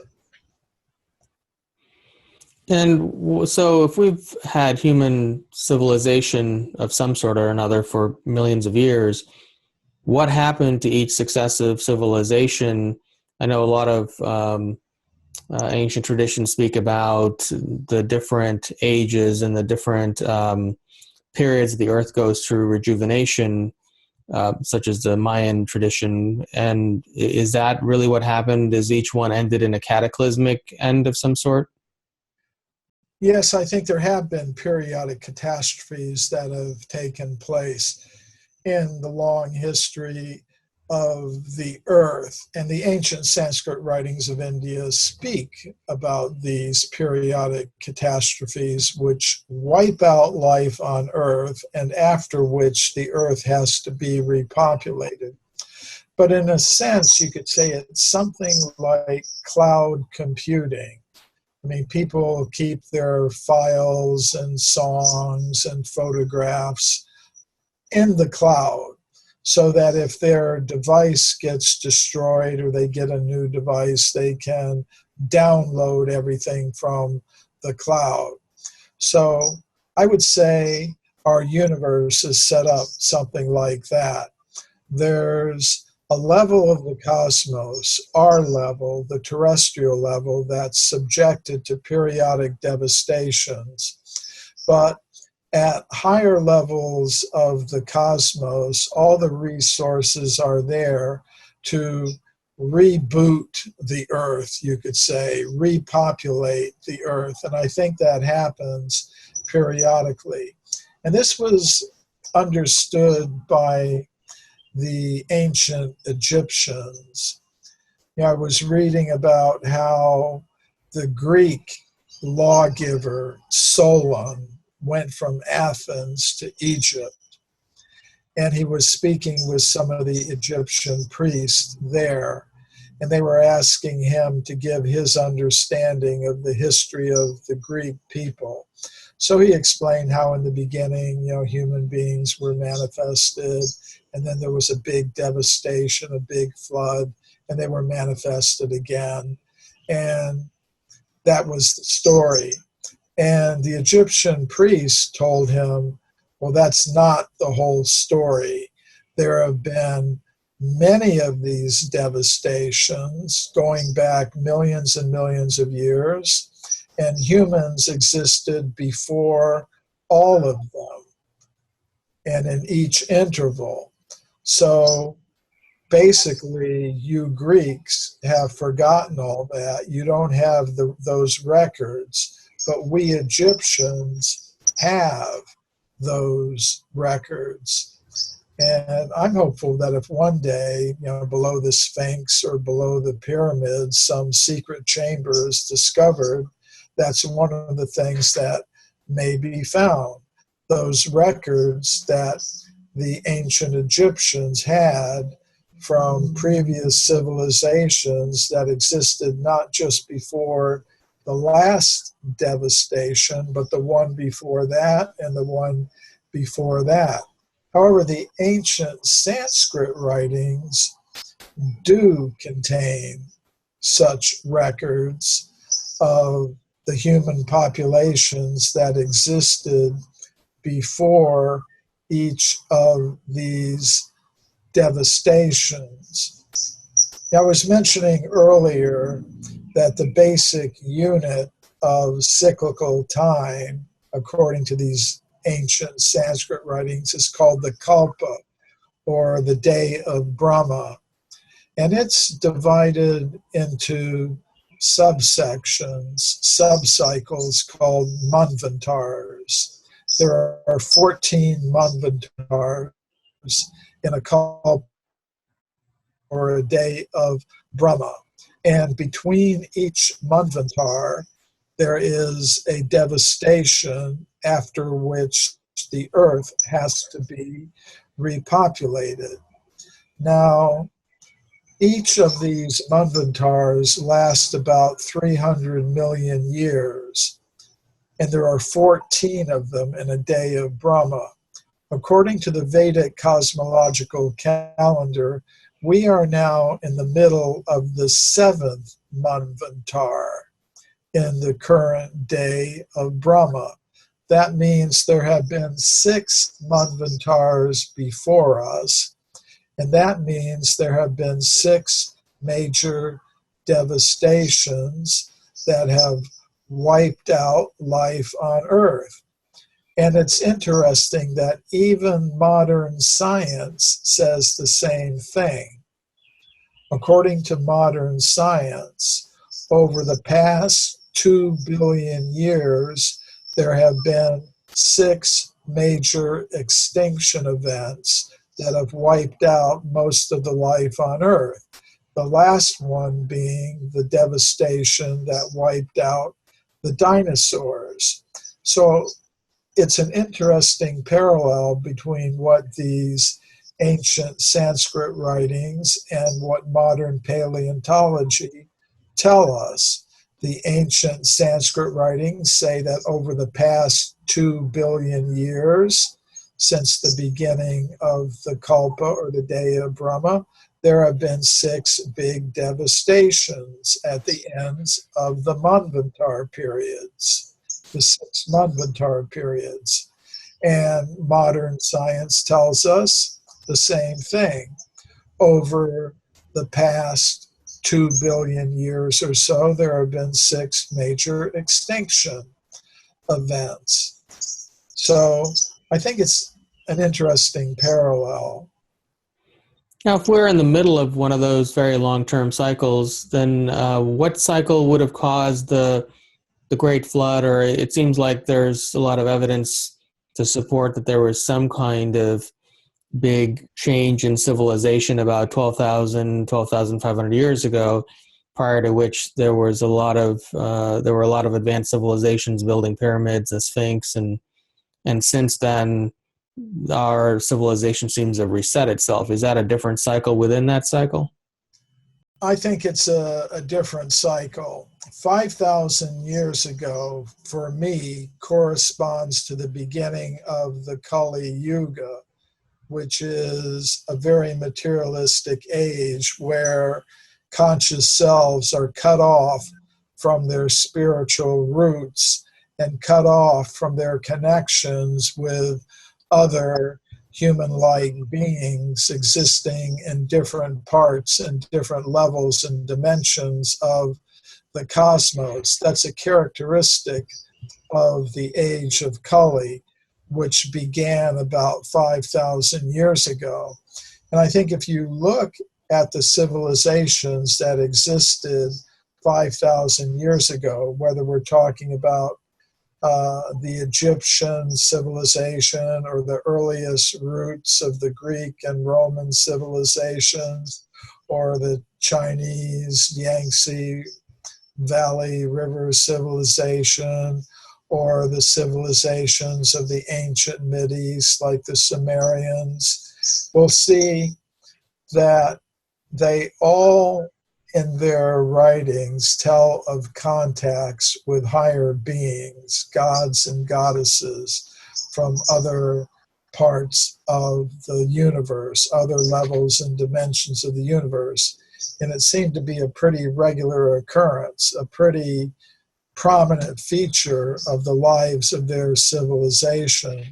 So I think there was something that happened at that period of time, the beginning of the Kali Yuga, that resulted in big changes in our human civilizations on this planet. But you don't foresee, I know some of the prophecies seem to suggest that we're in a time of potentially some sort of cataclysm now, and a lot of people seem to be concerned about that. Do you foresee, or have you Are you aware of any cycles that exist that would put us in that time window?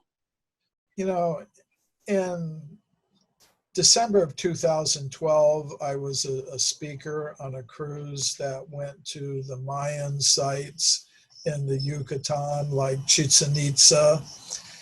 And at that time, there were some people who believed that according to the cycles in the Mayan calendar, that there was the possibility of a devastation. And actually, there was a huge Hollywood film that kind of contributed to that kind of speculation, showing in one of the scenes a Buddhist monk in the Himalayan mountains looking at this huge tidal wave coming up over India to cover the Himalayan mountains. So also in 2012, I was giving some lectures at universities in India, and a lot of the college students in India had seen that film. So they were asking me, is there going to be devastation in December 2012? And I told them, based on the information that I have from my sources, a big devastation like that is coming, but it will be at the end of the current Manvantar, which means about 180 million years from now. So I said, it's coming, but not this year, so you can register for next year's classes. Now, it is the age of Kali, so there can always be some kind of environmental disturbance. There could be earthquakes, there could be volcanoes, there could be localized flooding, there could be sea level rising, but in terms of a catastrophic devastation of the entire earth, my sources say that's coming, but not for a long, long time. Now, to what degree do you think information on a lot of this is being withheld? I mean, a lot of scientific discoveries and so on are being withheld or kept in storage. Is it substantial enough that if it were all released, that we would see a huge revolution in our understanding? Yes, I think so, because our goals, our values, and our objectives depend upon our sense of self. If I think I'm a machine made of molecules in competition with others for survival, then my goals, values, and objectives are going to become extremely materialistic.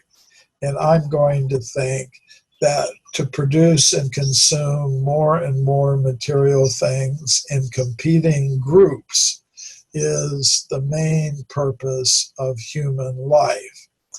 And actually, that is the sense of identity that is being imposed on people by today's scientific community by way of the monopoly they have been given by governments and education systems around the world. And I think it's rather deliberate, because if you cause people to identify as evolved apes, as machines made of matter, as machines made of molecules, then automatically, you won't have to force them, they will automatically agree to be good consumers and producers of material things. And the wealth that's generated by all of that activity flows into certain pockets. There are certain personalities who are in charge of the political and economic and financial institutions who want to keep things like that. So one of the ways that they do it is by encouraging scientists today to keep all of the evidence that we are not just machines made of molecules out of the textbooks. I mean, there's a lot of evidence in the form of medical studies of out-of-body experiences, psychiatric studies of past life memories, and things of that sort that tend to demonstrate that there is a conscious self that can exist apart from the brain, apart from the body. And if that understanding of our identity were more dominant in the world, then we would find people would have different values, different goals, different objectives, and the institutions of society would reflect that.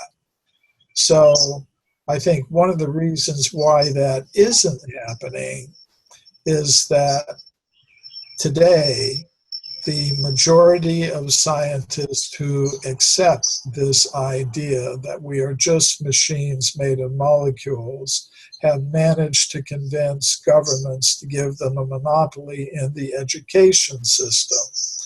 So one thing I would like to see is some diversity in the education system so that it reflects the actual diversity of opinion that there is about these things by serious researchers and scientists. They're in the minority, but just because they're in the minority doesn't mean that their views should be completely excluded from the government-supported, tax-supported education system. We wouldn't normally tolerate that in other areas. For example, in the history of the United States, you could say, okay, it's a majority Christian country, so we're only going to mention Christianity in histories of the United States. We wouldn't normally tolerate that because this country was founded on freedom of religious expression from the very beginning of the history of the country. There have been people other than those of Christian faith here, and that's been recognized. And if you look in textbooks today, you'll see that there's mention of Judaism and Islam and Buddhism and other faith traditions that have come to have a place in the American society. But somehow we all are tolerating the exclusion of the views of scientists who have concluded we are something more than just machines made of molecules. Are you seeing a move toward more openness in that sense and more flexibility in those viewpoints, or are we still pretty much rooted and stuck in that paradigm? I do see some openings. First of all, the majority of people don't accept the ideas that are being promoted by the mainstream scientific community through their monopoly in the education system. Gallup surveys have been done showing most Americans don't accept that human beings evolved from apes. Huge percentages of people have had paranormal experiences and accept them. They've had encounters with UFOs or extraterrestrial beings, substantial numbers of people.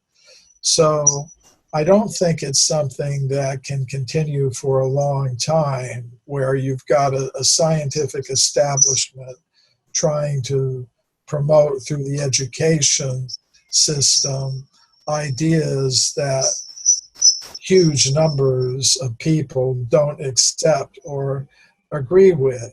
And even within the scientific community itself, there are minorities of researchers who are doing work in these forbidden areas. And even myself, I've been able to present my ideas at mainstream scientific communities. Actually, my latest book, My Science, My Religion, is a collection of 24 papers I've presented about some of these topics at mainstream international scientific conferences. So there are some signs of hope, but there's a lot of work that still needs to be done. Well, where can our viewers find out more about you and your websites and anywhere where you'll be presenting or speaking in public?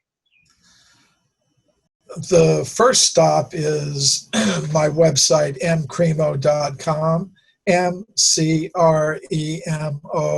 mcremo.com. There they can find a schedule link, which will have my upcoming speaking engagements. There's an interview link that tells about my upcoming interviews on radio and television. The website also has information about my books and how to order them. So that would be a good first stop, mcremo.com, mcremo.com. Well, thank you, Michael. It's been a pleasure to have you with me today and speaking about all these very fascinating topics and in your areas of expertise. And we'll look forward to speaking to you again in the future and maybe even having you out here at our conference in the future. That would be great. Thank you. I hope you enjoyed this episode of Awaken Empower TV with my special guest, Michael Cremo. Join me next week as we speak with another incredible individual who's standing on the leading edge and changing the world.